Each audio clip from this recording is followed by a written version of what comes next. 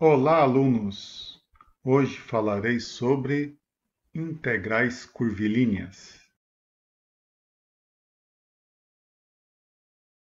Havíamos visto na aula passada essa definição: integral de f de z dz é uma integral curvilínea, ou seja, z ele atua sobre os pontos da curva em relação à parametrização.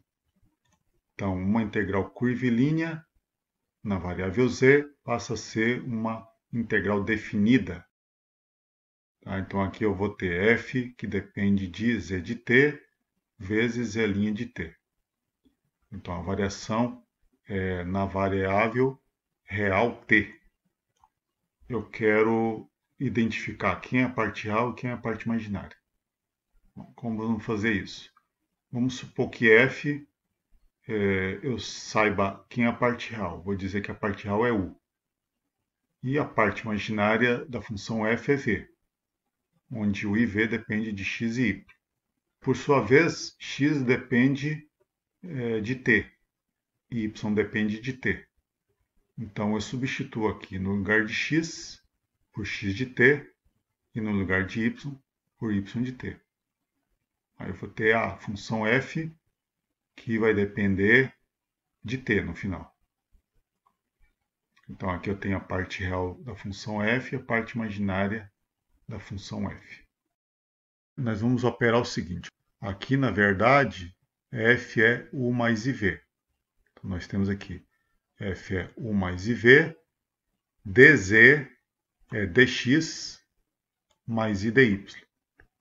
Então, eu faço a conta. Fica u dx menos v dy. Depois eu vou ter v dx mais o dy, com o i multiplicado por fora. Essa aqui vai ser a parte real. Esta é a parte imaginária da integral curvilínea. Agora eu vou mostrar aqui algumas contas, mas na verdade eu só substituo u por u que depende de x de t e y de t, substituo v que depende de x de t e y de t, e aí o dx por x' de t dt e dy por y' de t dt. E no final eu tenho aí a parte real e a parte imaginária. O dx, que é o x', menos v dy, que é o y' dt. Assim como a parte imaginária, que é v dx, ou seja, v x' dt, é mais o dy, ou seja, mais o y' dt. Propriedades. Bom, essas propriedades similares a quando vocês estudaram integrais de linha para campos vetoriais. Integral curvilínea de k, f de z dz, onde k é uma constante. Essa constante sai fora da integral. Pode ser uma constante complexa. A integral curvilínea dá a soma de funções e a soma de integrais curvilíneas. Se essa curva pode separar em duas, então eu posso fazer a soma das integrais para cada curva. C é uma curva que tem uma orientação e um sentido. Menos C tem orientação oposta. Então, o mesmo resultado lá de integrais para campos vetoriais, lá que são as integrais de linha. Então, integral de menos c da função f é menos a integral sobre a curva c. Ou podemos dizer o contrário, que a integral de f sobre a curva c é menos a integral sobre a curva menos c. Exemplo. Nós temos aqui uma função conjugado de z. Então, nós temos aqui duas parametrizações, x igual a t y igual a t ao quadrado. Se y igual a t ao quadrado, significa, e x é t, né? Significa que isso aqui é uma parte de uma parábola, onde o t varia de -1 a 1. Então, é uma parábola simétrica em relação ao eixo y. Uma curva simétrica em relação ao eixo y. Então, ele parte do ponto em t igual a -1, que vai dar -1i, e finaliza no ponto 1i, que são os mesmos pontos iniciais e finais da segunda parametrização. Só que aqui o meu y está fixo igual a 1. O x varia. X é igual a t. O x varia de -1 a 1. Então, na verdade, trata-se de curvas onde o ponto inicial e final coincidem. Temos uma particularidade em relação a essa função f. Essa função f, ela não é analítica em qualquer ponto do plano complexo. Por quê? Bom, chama u igual a x, chama v igual a -y. Deriva u em relação a x, deriva v em relação a y. Não satisfaz a primeira condição de Cauchy-Riemann.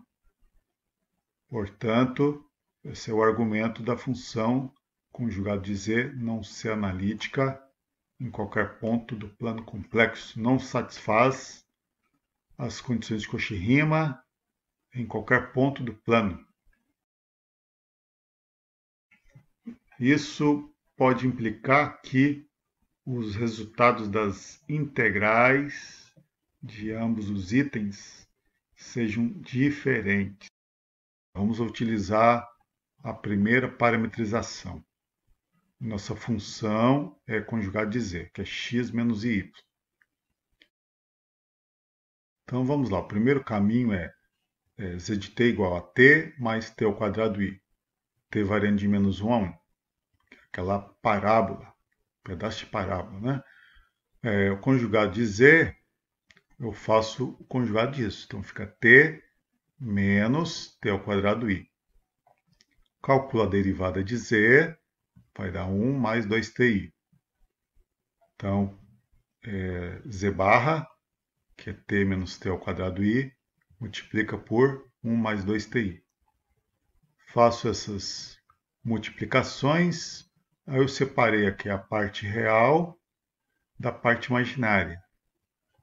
Veja que a parte real aqui é uma função ímpar. T é uma função ímpar, 2t ao cubo é uma função ímpar.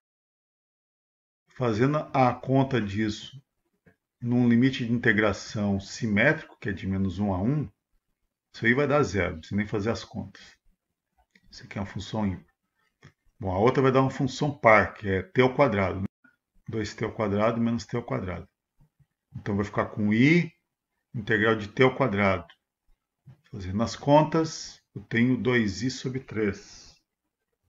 O resultado do primeiro caminho. Vamos lá no segundo caminho, que é esse segmento. X igual a t e y igual a 1. Então, z é t mais i. T variando de -1 a 1. Conjugado de z, que é a função f, né? Então, pego aqui o conjugado, vai dar t menos i. Preciso da derivada de z. Toma cuidado de não derivar a função f. Tu não tem que derivar a função f. Tu tem que derivar a parametrização. Derivar o z. Neste caso aqui é z', que é igual a 1. Então, multiplico. T menos i vezes 1. Faço as contas. O resultado vai dar menos 2i. A primeira integral deu 2/3 de i. A segunda integral, menos 2i. O ponto inicial e o ponto final são iguais. Por que o resultado deu diferente? Pelo fato da função não ser, o conjugado de z, não ser analítica. Se ela não é analítica, só nos resta fazer a conta como a gente fez, que é parametrizando. Então está aqui, os resultados são distintos pelo fato do conjugado de z ser uma função não analítica. Obrigado pela atenção. Até o nosso próximo encontro.